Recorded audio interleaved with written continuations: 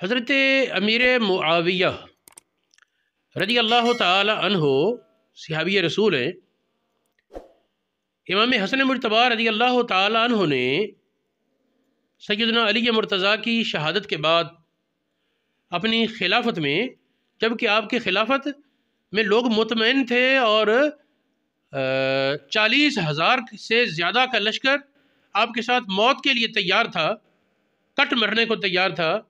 سیدنا امام حسن نے حکمت کے تحت امیر معاویہ رضی اللہ تعالیٰ عنہ سے بیعت کی اور خلافت سپرد کر دی۔ بہت سے حضرات کو سنا جاتا ہے کہ وہ بیعت کے لفظ سے اجتناب کرتے ہیں، اس لیے تحقیق کی ضرورت پڑی کہ ہمارے اسلاف نے اس کو صرف صلح کا لفظ لکھا ہے یا بیعت لکھا ہے۔ تو جن حضرات نے بیعت لکھا کہ امیر معاویہ کی بیعت کی امام حسن نے، بعد میں امام حسین کا بھی ذکر ہے، دیگر حضرات نے بھی کی ہے، لیکن امام حسن مجتبی نے بیعت کی، یہ لفظ جن حضرات نے لکھا ہے میں ان کی کتابوں کے کچھ حوالے دے دیتا ہوں، تاکہ یہ جو وہم ہے ہمارے آج کے دور کے کچھ ضدی لوگوں کا، وہ کہتے ہیں نہیں یہ بیعت نہیں کی، صرف صلح ہوئی، تو صرف صلح نہیں، بیعت کی آپ نے، ان کو امیر المومنین تسلیم کیا۔ یہ علامہ ابن بطال کی شرح بخاری اس میں ہے،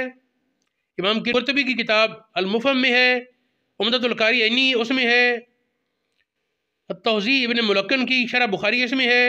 ابن ارسلان کی شرح سنن ابو داود میں ہے، زرقانی کی کتاب میں ہے شرح مواہب اللدنیہ، طبقات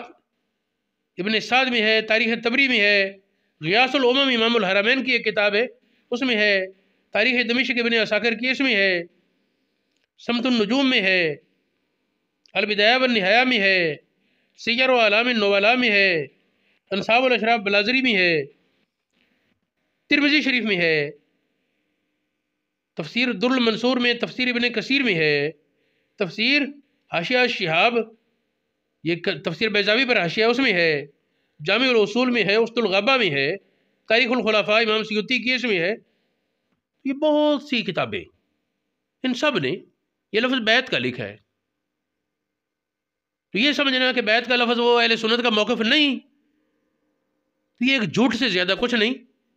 میں نے حضرت امیر معاویہ رضی اللہ تعالیٰ عنہ کے مناقب پر ایک مستقل مضمون بیان کیا ہے، وہ آج ہی انشاءاللہ یا پھر کسی وقت ریکارڈ ہوگا۔